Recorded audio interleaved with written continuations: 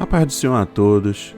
Estamos retornando para darmos continuidade à leitura da Bíblia em ordem cronológica.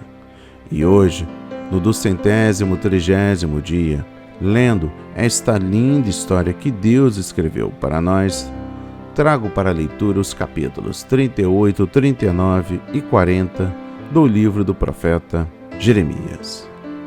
A inspiração do dia.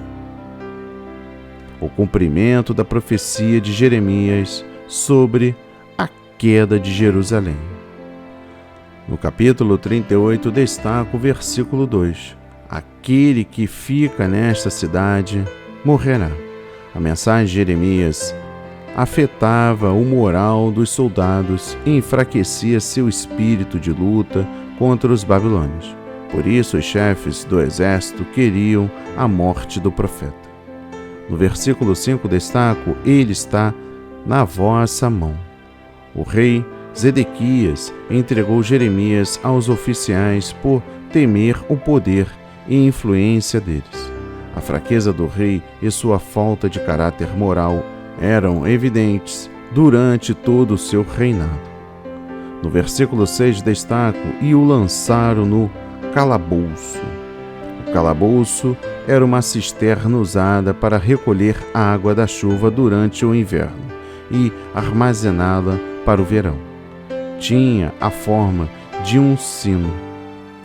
Sua abertura, sua superfície, tinha cerca de 1 metro de largura. Os oficiais sabiam que Jeremias não viveria muito tempo confinado na cisterna.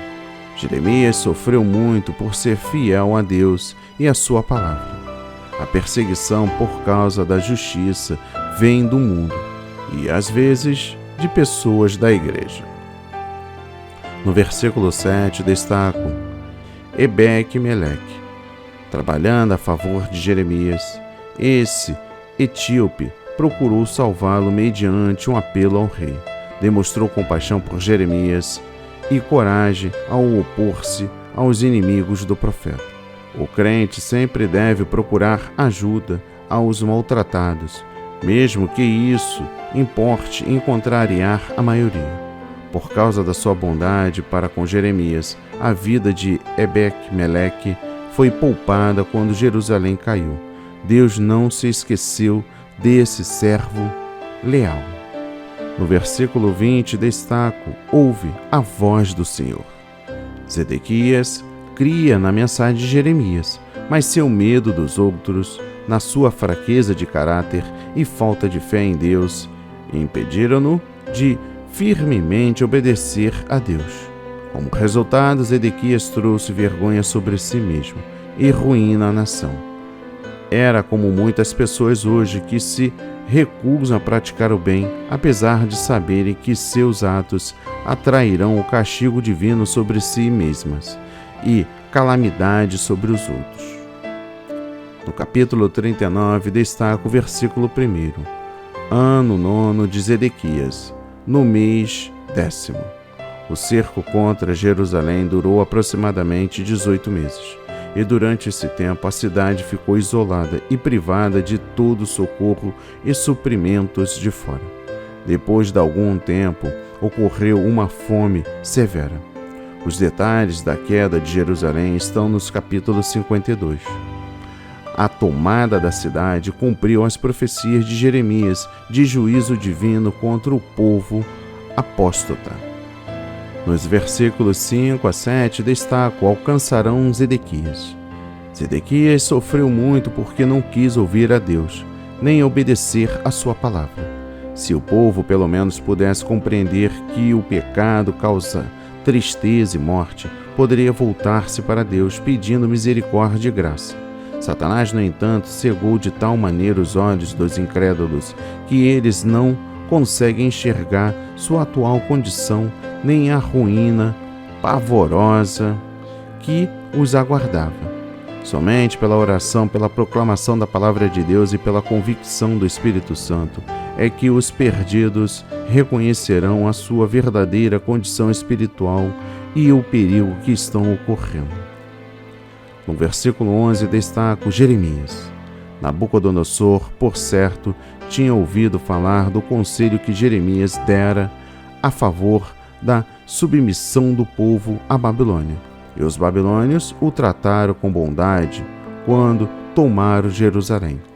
O profeta foi colocado sob a proteção de Gedalias, governador nomeado. Depois de liberto, parece que Jeremias foi detido de novo, por engano, e acorrentado para ser deportado para a Babilônia. Mais uma vez, foi liberto. E por fim, o capítulo 40. Destaco o versículo 1 e faço referência ao capítulo 44, versículo 30. Levados cativos. Estes capítulos tratam de eventos que ocorrem depois da queda de Jerusalém. Muita gente foi levada para a Babilônia, enquanto uns poucos foram deixados no país. Os fatos que sucederam depois da queda da cidade demonstraram que o povo continuou distanciado de Deus. E encerro com a leitura dos versículos 7 a 16, destaco o posto sobre a terra e a Gedalias. Gedalias, um bom governante, ajudou a restaurar a ordem e a paz à terra. Governou durante 5 anos, aproximadamente, e foi assassinado por Ismael, que queria continuar a oposição à Babilônia. Gedalias confiou demais em Ismael, mesmo depois de informado do complô para assassiná-lo. Que a mensagem de hoje toque o seu coração, transforme a sua vida para a honra e a glória do Senhor. Leia a Bíblia diariamente, pois este é o verdadeiro canal em que você aprende, conhece a verdade e ouve a voz de Deus. Amém. E graças a Deus.